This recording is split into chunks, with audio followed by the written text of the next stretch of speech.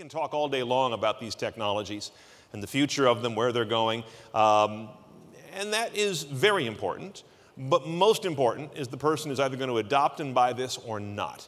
And that, of course, would be the consumers, the owners, the drivers of these cars. So we've got three really interesting insights into what consumers actually want, what makes sense to them, what they are using and appreciating now, and where they may go in the future. So let's bring on the first of our three presentations. Remember, this is going to be three short presentations. Then we'll take questions for all three of the presenters after we finish the third one. You know where the microphones are. First, it's my pleasure to bring on from J.D. Power with some information that I mentioned very slightly at the beginning. Now she's going to have the full download for you. Please welcome Kristin Kolodge from J.D. Power. She's the Executive Director of HMI and Driver Interaction.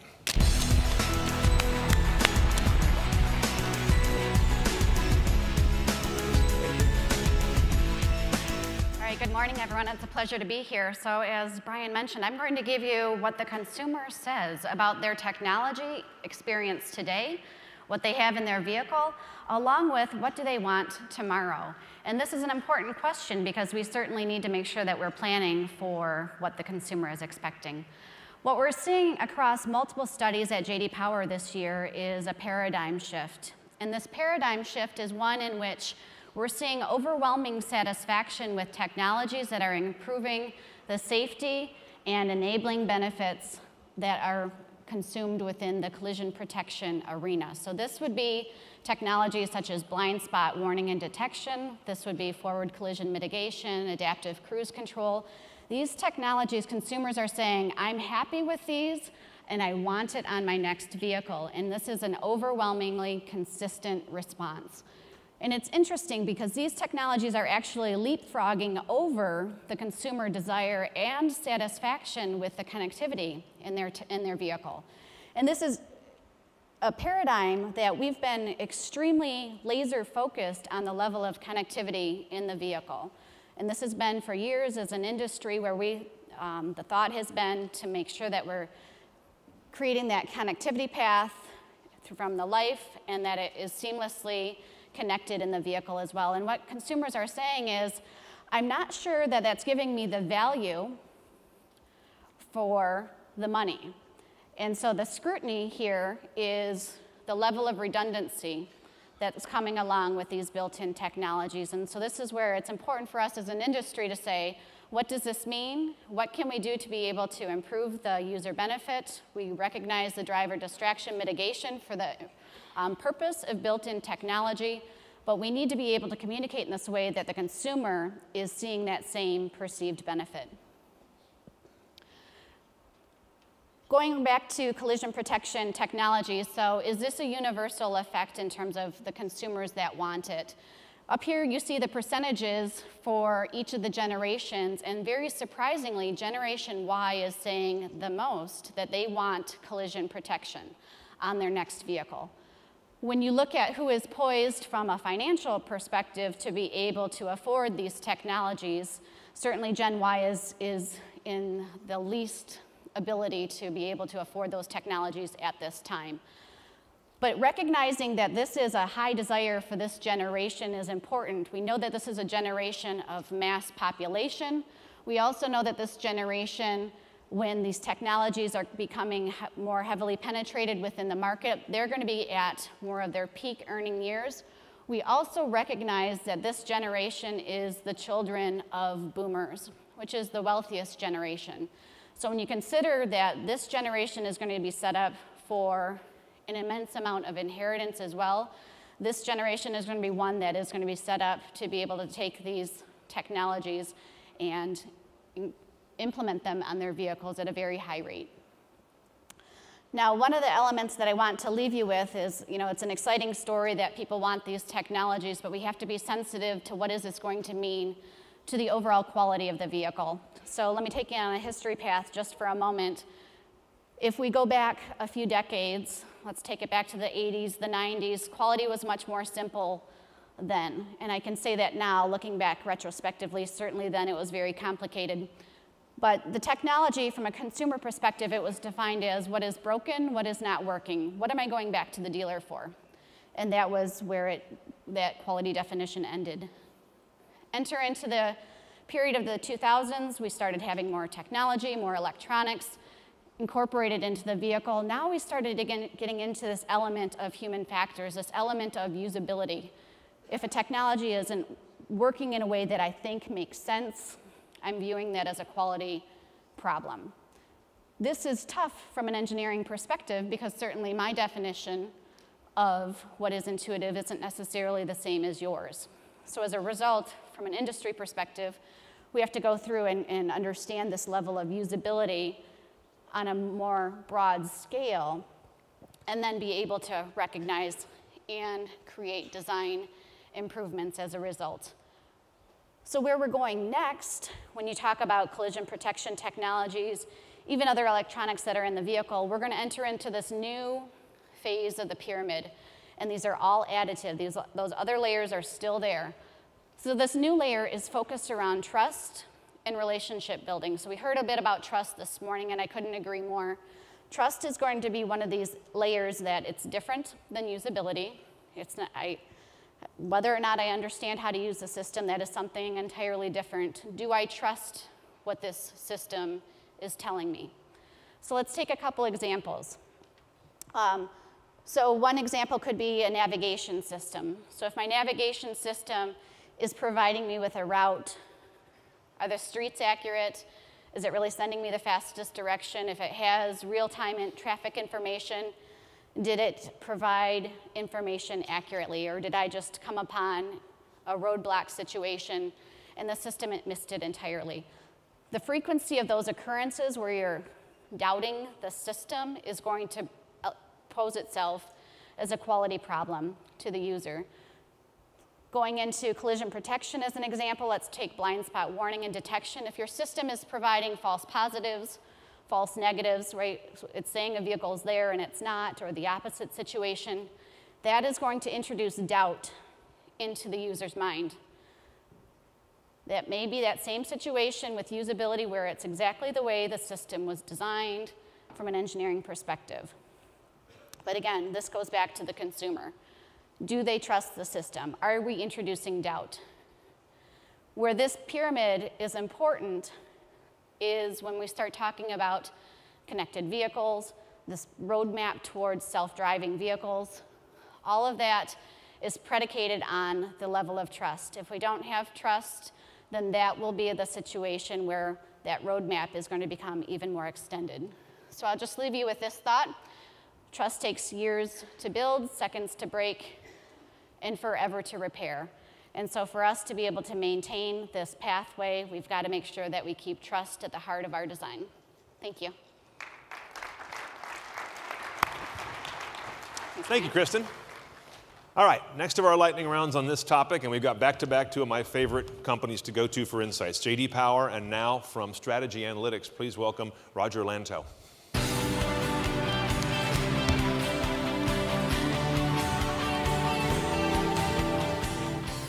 Thank you, Brian.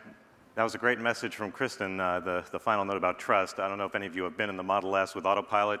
Yeah, there's a lot of trust going on there. Very enjoyable and eye-opening experience. So I'm here to talk to you about the fact that we're having the Connected Car Expo, and yet as an industry, we don't know what a connected car is. We haven't really figured it out ourselves, and therefore it's hardly a surprise that our consumers are kind of confused and our dealers are confused as to what exactly a connected car is. And I'll take you back to how we got started in this 20 years ago, which was OnStar. So a connected car from an OnStar standpoint was stolen vehicle recovery, automatic crash notification, and you could actually make phone calls over the embedded modem in the car. Now, in a normal evolution in our industry, every other car maker would have had a similar proposition and tried to go one better, but that's not the way it has gone. So if we're trying to figure this out, we're launched into the world in our industry of intuitive marketers and intuitive marketing. So that's why I look at these organizations that have had great success and memorable success in our industry, kind of based on intuition or engineering, okay? So, you know, or maybe a business model. So I don't see Henry Ford conducting focus groups or customer clinics about what kind of car people wanted. He just had an idea, this is what I'm gonna do, and I'm gonna make a fortune, okay? Now I'm putting Musk in this category, okay? And by the way, for some of you who might be a little bit confused why Porsche's there, we have the 911. I can't even tell you how many decades we've had it. And actually, the Beetle's kind of an inexpensive form of that car. It's like this perfectly formed car. It's like, why change it? It's perfect. And we keep making it and selling it and making a fortune. So that's why Porsche is there. Again, I don't think that was focus grouped. I don't think that was customer clinic. I don't think that was survey driven. And Musk has given us the software-defined car. Now, he hasn't sold the kind of volume or even the kind of revenue of either of the other organizations, but he is changing the industry, and that's why I put him there. And it's a statement about intuition, not so much about market research, unfortunately, for me, because I'm in the market research business.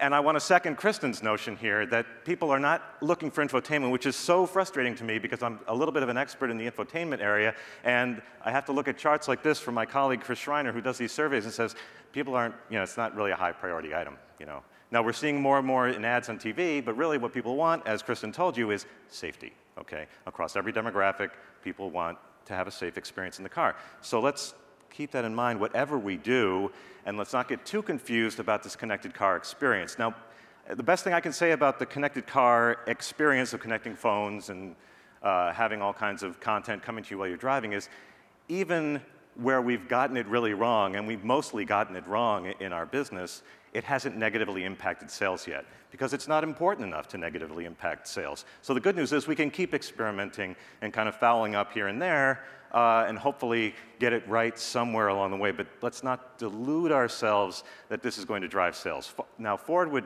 object to my saying that, because they would say Ford Sync helped them sell a lot of cars. Well, they also had about $150 million of Microsoft advertising behind that launch. So it wasn't just an accident that Ford Sync was so successful. And so many of us here know, oh yeah, Ford Sync, I know what that is. How many of you know what Chrysler Uconnect is? No $100 million in advertising. So what's happening in the infotainment space? So people are looking for apps. They are looking for smartphone integration. They are looking for these things that we're trying to deliver with these platforms, like you heard Android Auto, for example. But it's not a zero-sum game, okay? So what you're seeing here actually is people still want that radio as a must-have in the car, okay? But they're also looking for these other things. So what you're getting is fragmentation, okay? So people are dividing their attention across more and more sources of content and music and streaming apps and whatnot. So yeah, CD players are kind of going away, but other kinds of content and services are coming in, other kinds of connectivity. And is connectivity the same as telematics? The question here is, so there's telematics connectivity, which is all about your location and typically about safety and getting an emergency response to a vehicle or taking care of that vehicle, and again, correlated to location. Versus connectivity, which we generally think of in our research argot as connecting your smartphone in the car, bringing your connected world into the car and connecting it in the car. So they are kind of two different things. But people do want both, but they want them for different reasons. And as I said, we're confused, okay, about this value proposition, unfortunately. So because we're confused, connectivity means different things to different people. It could be automatic crash notification. I strongly feel that it should be automatic crash notification. Every car should have. In fact, the United Nations is pursuing a program to see that automatic crash notification gets adopted globally, okay? But that, this is kind of like a mandate. It's kind of being pushed on you, whereas OnStar just did it. GM just said, we should be doing this. And that's the kind of thinking we need. What should we be doing? Like Kristin was talking about collision avoidance, the interest in collision avoidance. Why is my car letting me hit that other car if we're going at slow speed in a traffic jam? That shouldn't happen. But thinking in that way is how we need to think, I think, about some of these things as opposed to some of the more goofy things we've been bringing into cars. So it does mean something very different to every different customer coming in, and that's a problem if we don't have a consistent definition, because the dealer who's confronting that customer, he doesn't know what to do or say. He doesn't know what kind of phone they have to connect in the car. He doesn't know what their priority is. And then what about all the marketing dollars that are spent? What do we put in the advertisement on TV? I love the VW ads for their App Connect system, which unfortunately they pulled down because of all the other issues that VW is having. But clearly, VW is saying, hey, let's try to stimulate sales with our app integration in the car. Do people want that? I don't think it's clear that that's going to drive sales, but these are the kinds of messaging that we're getting at. And the big question will be, how much will people pay for this? Which things will people want to pay for? Will they want to pay for a Wi-Fi hotspot in the car? So my message to you is we need, as an industry, to develop a consistent definition of what a connected car actually is if we hope to have success in the long term. And I guess I would say the best thing to do would be to focus on safety. So Kristin says trust, I say safety. Thank you very much.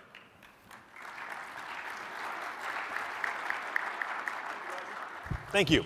Okay, and then our third of our three panelists on this round will bring us a very different point of view, not from within the industry, but now let's get very independent, if you will. And please welcome up Associate Professor Claudiu Dimofte, who's a professor of marketing at San Diego State.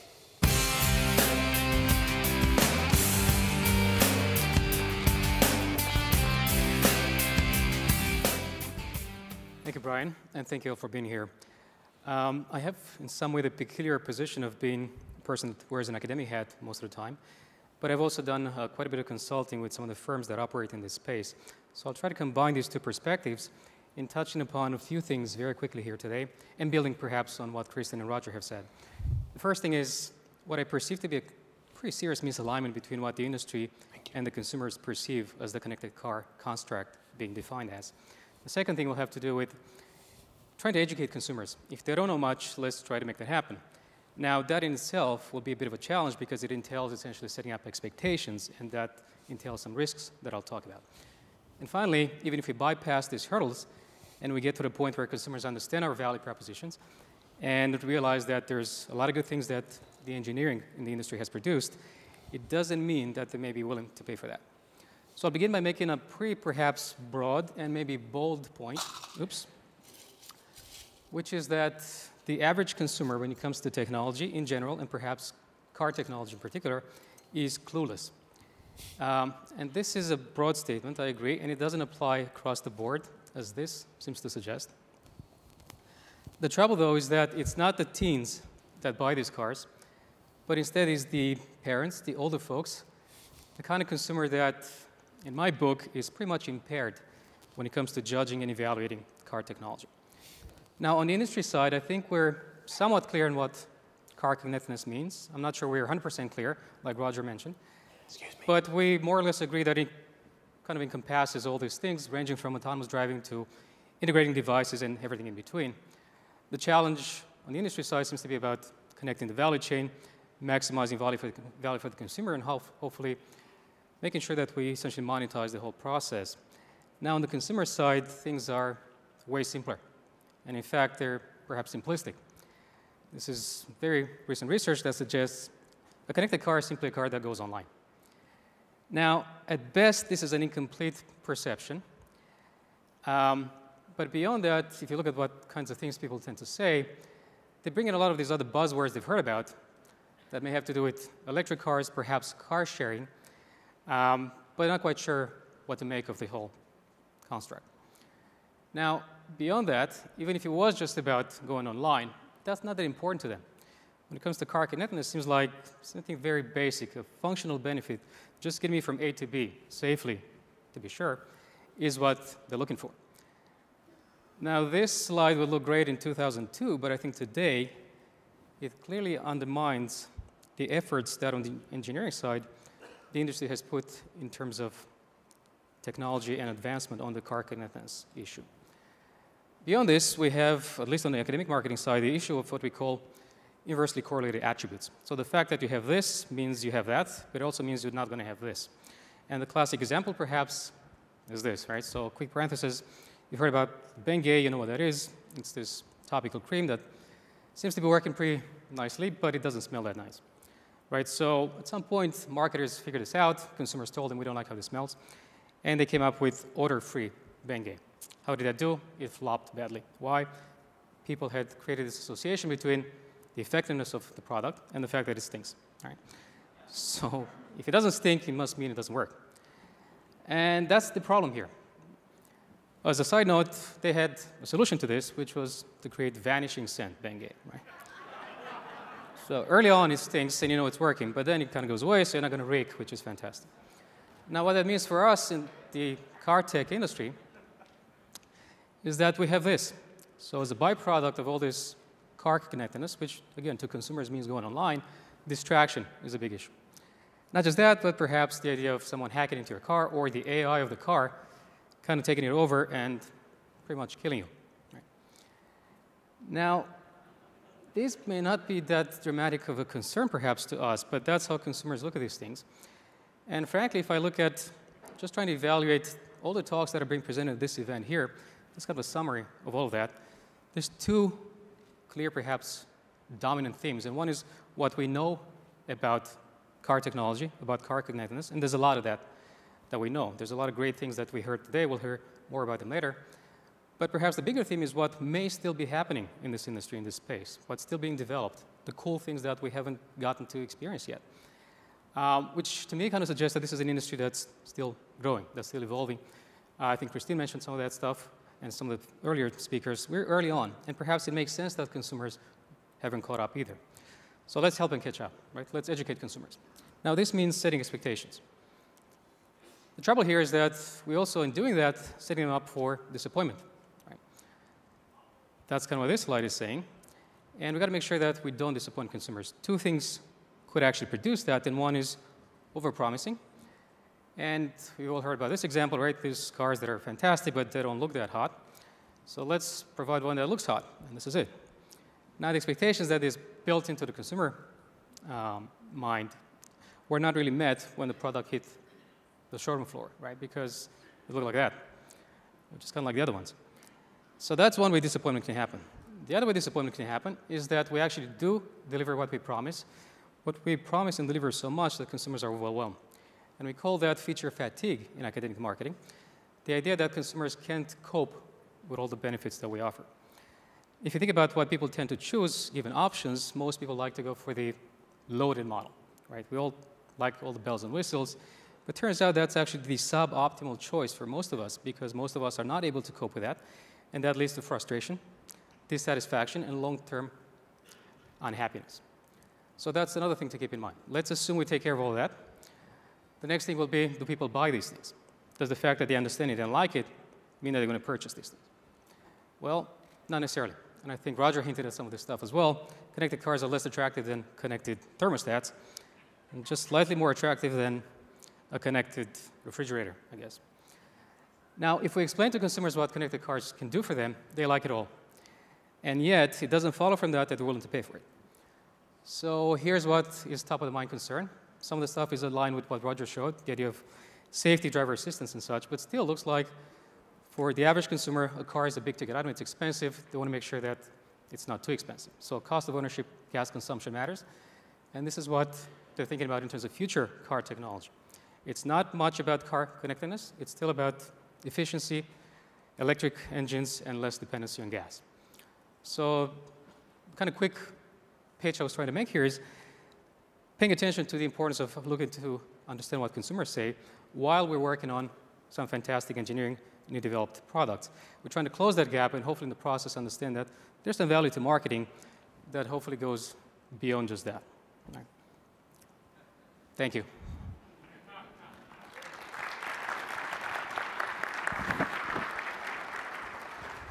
Okay, so let's see what we came away with there. The consumer is clueless, the consumer is focused on safety, and the consumer has a lack of appreciation for these fantastic technologies we've developed for them. This sounds a little bleak to some degree. So we can take your questions now. The microphones are open. I'm going to kick it off here, but we have microphones on both aisles, front and rear. Go ahead and take your place there. What is the hurdle we're facing here? Is it that the technology is not understood, or is it more a matter of the technology isn't precisely aimed at existing appetites? I mean, I know they're both in play, but which one, starting with you, Kristin, do you think is the bigger hurdle to this, I guess, embrace question? I think there is a level of technology understanding. When you look at the language that we use in the industry and our level of confusion and when we're actually talking past each other. So imagine what it is from a consumer perspective when they're not in the automotive industry. So that is a big hurdle for us to be able to recognize that we've got to be using the appropriate language that will then resonate with the consumer. I mean, all of these acronyms, it's alphabet soup when you're even in this room. It's hard to keep it straight. Yeah, Roger, what's your take on that question? I think if the car companies were able to focus on what is important to them about being connected to a car, everything else would flow from that. So if I'm creating a car, I'm going to be, and I'm going to want to be connected to for the entire ownership period of the car through multiple owners, because there may be recalls. I'm going to want to track how the vehicle is being used. I'm going to want to track performance. I may want to correct some software that's in the vehicle. So if car makers thought about what their needs were a little bit more clearly, as opposed to the send it out the door and forget about it kind of approach, where I think they are right now is you have these teams put together on a short-term basis trying to figure out some sexy little app that's going to get people excited and some kind of implementation, quick fix, and the quick fixes generally don't work, and that's the problem, a longer-term approach. Claudiu, do the marketers in the automotive industry, very sophisticated teams internally with their agencies, but do they have the right toolkit right now to get the message across about this enormous number of new technologies and the depth of complexity in them, like Kristin's talking about? Well, I see two challenges here. One, to kind of go against my blanket statement from earlier, there is such a thing as market segments, and it is the case that some consumers get it more easily than others. So the idea is that we don't need to use the same language for all consumers. We need to target and explain things at the level of understanding that each segment exhibits. Now, beyond that, I think how we say it is kind of what you're hinting at. And the challenge here, I think, has to do with the avenue that we employ, right? The idea of, in a sense, the push and pull of the whole industry. What's the role of national brand advertising that can come into this play? And we heard some good things that, for example, Volkswagen does there. Versus what's the role of dealerships? Because in terms of the interaction, the face of the company talking to consumers, they have a huge role. And they can provide a lot of this education that I keep talking about. So the challenge, I think, is trying to find the best avenue for each segment. And it's not the case that there's a one-fits-all type solution here. Remember that often some of the best technology messaging is some of the simplest, even though it's a very complex area in terms of the products themselves. Think back to the original iPod advertising. If you recall that, it was a simple, full page, just an iPod held up by a perfectly manicured Apple hand, as they always have, and all it said was 1,000 songs in your pocket. Didn't get into any minutia, any of that tech spec stuff. It just got across the one very compelling thing that would speak to the most people to seed the market. Let's get a couple questions. If you can tell us who you're with and what your question is for our panel. This is Lynn Walford with Auto Connected Car News. The median income in the United States is about $50,000, which means most people can't afford a car unless it's around $25K. Now, these technology packages usually run $1,500, $2,000, $3,000. Have you come up with a price point of what people are willing to pay for these packages? So in our JD Power study, we actually did look at what people are willing to pay. Right now, the Generation Y is willing to pay the most on technology, and then it decreases with each of the increasing age from a generational perspective. But that number is around, for Gen Y, is about just over $3,000. For when you get into the pre-boomer generation, you're down around a $2,000 mark. But that's technology encompassing overall. That's usually a bundle added to the car. Absolutely. Because most of these technologies that we've seen here, we talk about them a lot a la carte in their functions and their appeal.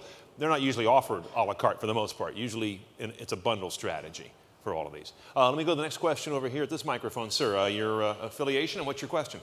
Hi, I'm Andy Pekama from Hyundai Technical Center.